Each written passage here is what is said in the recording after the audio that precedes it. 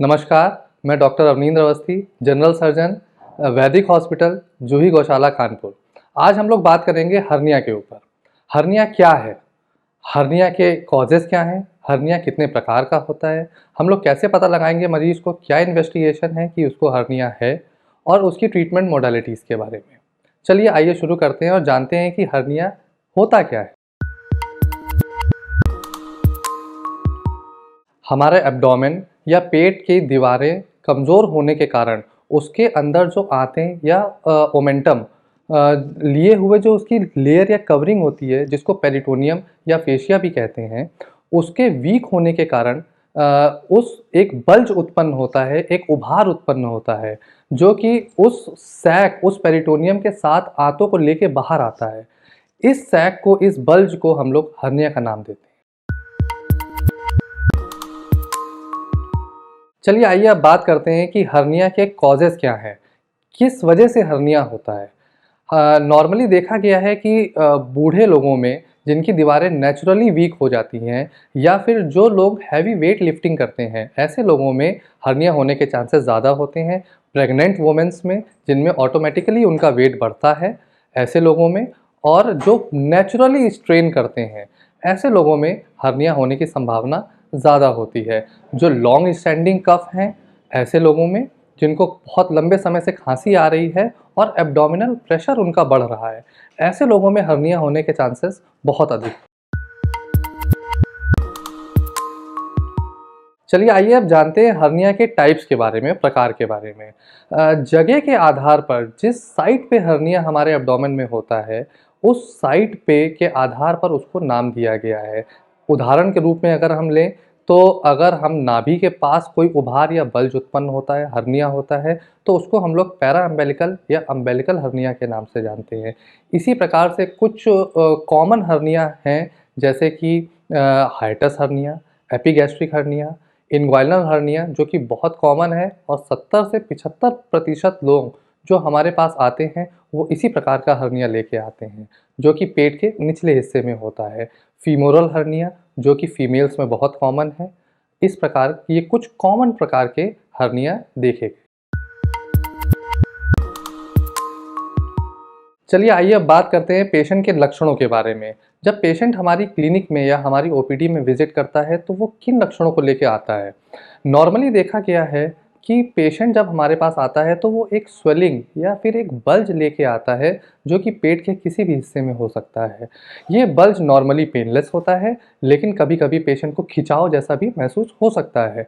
लेकिन अगर हम बात करें कि पेशेंट कभी-कभी हमारे पास आता है अंडकोश में स्वेलिंग लेके, तो ये अंडकोश में जो स्वेलिंग है, ये हर्निया भी हो सकता है और हाइड्रोसील भी हो सकता है। ये हम कैसे पता लगाएंगे कि हर्निया है या ये हाइड्रोसील है? जो हर्निया की स्वेलिंग होती है, ये पेशेंट को मैनुअली रिड्यूस करने पे रिड्यूस हो जाती है, वापस ऊपर एब्डोमेन में आ जाती है।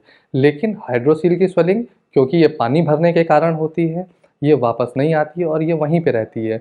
और नॉर्मली पेशेंट ये बोलता है कि जब मैं लेटता हूँ तो वो स्वेलिंग वापस अपने आप ठीक हो जाती है, या जब मैं खड़ा होता हूँ या जब मैं खाँसता हूँ तो वो स्वेलिंग वापस फिर से उभार के रूप में आ जाती है। ये कुछ मुख्य लक्षण हैं जो कि हर्निया में आते हैं। चलिए आइए अब बात करते हैं कि हर्निया के लिए हम लोग क्या इन्वेस्टिगेशन या क्या एग्ज़ामिनेशन कर सकते हैं, जिससे कि पता लग सके कि ये हर्निया है। नॉर्मली पेशेंट जब ओपीडी में आता है तो पेशेंट को डॉक्टर एग्जामिन करके ही बता सकते हैं कि ये हर्निया है। फिजिकल एग्जामिनेशन से ही हर्निया का पता लग जाता है। लेकिन कभी-कभी इंटरनल हर्नियाज़ के केस में हमें एक कुछ इन्वेस्टिगेशंस की ज़रूरत पड़ती है, जैसे कि अल्ट्रासाउंड या सीटी स्कैन। चलिए आइए अब बात करते हैं हर्निया के ट्रीटमेंट और हर्निया के उपचार के बारे में। पहले तो मैं आप लोगों को ये बिल्कुल क्लियर कर देना चाहता हूँ कि हर्निया एक कम्प्लीटली सर्जिकल बीमारी है। इसमें दवा का या कंज़र्वेटिव मैनेजमेंट का कोई भी रोल नहीं है। लेकिन हाँ, ये बात बिल्कुल सही है कि पेशेंट को एक खिंचाव जैसा जो महसूस होता है, इस खिंचाव को दूर करने के लिए हम लोग कुछ एनएसएआईडीज़, कुछ पेन किलर सर्जरी के पहले दे सकते हैं। अगर हर्निया के सर्जरी की बात करें तो ये ओपन और लैप्रोस्कोपी 2 भाग में बाँटी गई है, जिसमें से इसके 3 जो मेन मॉडलिटीज़ हैं वो हैं हर्नियोटॉमी, हर्नियोरैफी और हर्नियोप्लास्टी। हर्नियोटॉमी में हम लोग जो हर्निया सैक होता है, जो पेरिटोनियम का पार्ट बाहर होता है, उससे हर्निया के कंटेंट जो कि इंटेस्टाइन्स, ओमेंटम और फैट है, इसको रिड्यूस करके अंदर अपनी जगह पे रख के और उस सैक को हम लोग लाइगेट करके एक्ससाइज़ कर देते हैं।